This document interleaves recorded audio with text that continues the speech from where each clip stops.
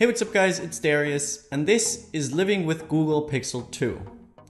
Now the Pixel 2 has been out for about 7 months now, and I've been using it as my main phone for almost the whole time, and so I wanted to share my real-life long-term experience with it.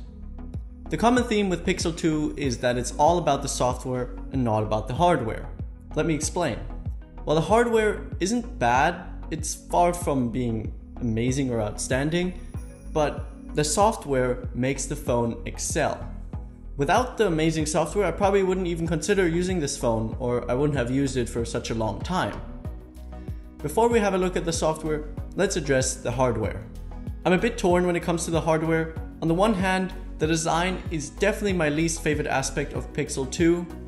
The back doesn't look bad, and it has that pixel look to it with the glass window on the top, but the front is very generic. The bezels are uncannily large, something I find unacceptable for a flagship smartphone released late 2017. Modern phone designs all try to present you with a maximum screen to body ratio. Google, however, has seemed to miss the memo with this one.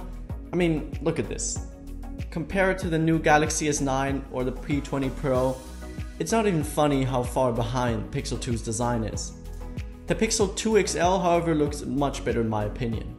You do get front-facing speakers on these insanely large bezels, however its larger yet smaller bezeled brother has them as well. Now if these speakers were amazing, I would be inclined to forgive Google for the meh design, however I can't say that they are. They're not bad, but to be honest they're not particularly great, and they do distort at high volumes. I'd gladly trade them for smaller bezels. Moving on to the other part of the hardware, the build itself. It's actually quite an improvement over the last generation. They've added an IP67 rating, but also removed the headphone jack. I'm not a fan of the latter, and I've already managed to lose the adapter, so I'm stuck with wireless headphones for now. It is an annoyance, but you do get used to it. The phone is quite compact and feels comfortable and solid in the hand, especially the buttons, for example, are very nice and tactile. As you can see, I unfortunately cracked the glass on the back. The rest, however, is made from metal and is actually surprisingly durable. With the amount of times I've dropped this phone, any other glass-backed phone would have been completely broken, but luckily this one isn't. So thumbs up there, and I don't even mind that it lacks wireless charging. The main issue I have with the build is the material choice. While I did say it is made from aluminium, it is covered in this weird plastic coating, which makes the phone feel super cheap.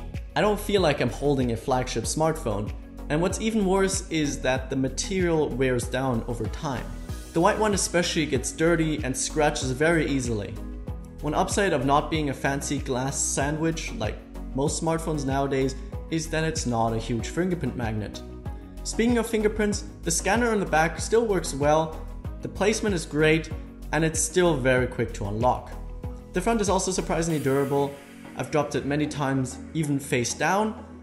I'm left with a couple of scratches, but it luckily didn't shatter. The display is actually quite nice. It's a Samsung panel, which means it doesn't suffer from the blue shift like the Pixel 2 XL. It's sharp, vibrant, and fairly color accurate, although it should get a little brighter. It still has a 16:9 instead of the newer 18:9 aspect ratio, and it is very small in my opinion, so I wish I went with the XL. It still has the always on display, which is quite handy, and since it's an AMOLED panel, it didn't really affect battery life. Battery life is actually one of the weaknesses of Pixel 2. With moderate usage, it got me maybe a day, but no more, and with heavy usage, it definitely died in the evening. Luckily, it does have fast charge, so you can quickly top it off. Enough about the hardware, let's talk about the software. Of the previous months, it has gotten many software updates. I'm actually using the Android P beta now. The way I would describe this phone is it's basically Android's iPhone. You're always first in line for updates, you're least likely to have any issues with the software, and it just works.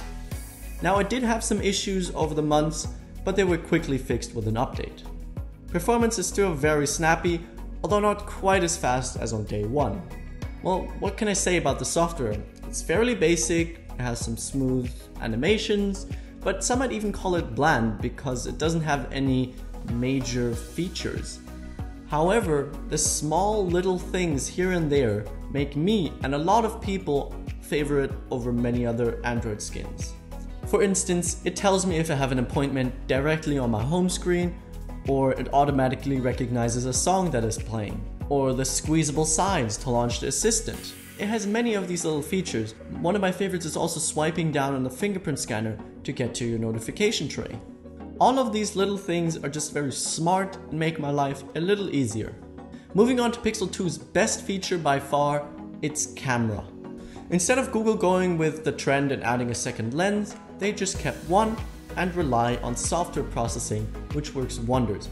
It is without a doubt the best camera on any smartphone out there. I even compared it to a Canon DSLR and it fared quite well. Link to that video is right here. The camera still launches very quickly by double pressing the power button. The pictures it takes always impress me no matter what situation. They're always very sharp and detailed and have incredible dynamic range thanks to auto HDR. Sometimes it overdoes it and it looks like you cranked up the clarity slider all the way up in Lightroom, but for the most part, pictures continue to impress me to this day. The reason why other phones add a secondary lens is either for portrait mode or for 2x zoom. Now, portrait mode is also found on Pixel 2 and it works actually better than on any other phone using software processing. For the most part, it's great at detecting and isolating the subject and then blurring the background. However, in some cases, edge detection fails and you're left with some very weird pictures. The good thing is that it takes 2 pictures, so the picture is not ruined if portrait mode fails. By the way, the portrait mode even works on the front-facing camera, which is amazing. And I don't mind that it doesn't have a secondary, more zoomed-in lens, because I tend to never use that 2x button anyways. So as you can probably tell, it's still a great smartphone. The software is what really makes it stand out. You always get the latest Google has to offer with quick updates and a very clean UI. The performance is still very snappy and the camera is the best in the business. However, this is not for you if you do want a modern looking smartphone. I'd recommend the Pixel 2 XL, which looks much better with a taller aspect ratio and thinner bezels, and it also has better battery life. The blue shift has also been fixed with the newer models. The only real reason to go with the regular Pixel 2 instead of the XL is if you want a smaller device, which I totally understand, or if you want to save some money. Speaking of saving money, the problem is that the Pixel 2's price has not really come down and it's still quite expensive, so something like the OnePlus 6 would definitely be a great alternative. Anyways, if you do want to pick up either the Pixel 2 or the Pixel 2 XL, I'll leave them both linked below. Make sure to use those links, that would help me out a lot. Thank you guys for watching all the way up to the end. If you enjoyed the video, make sure to smash the like button, comment down below if you have any questions or feedback. Don't forget to follow me on Instagram and Twitter, and make sure to subscribe. See you in the next one. Bye.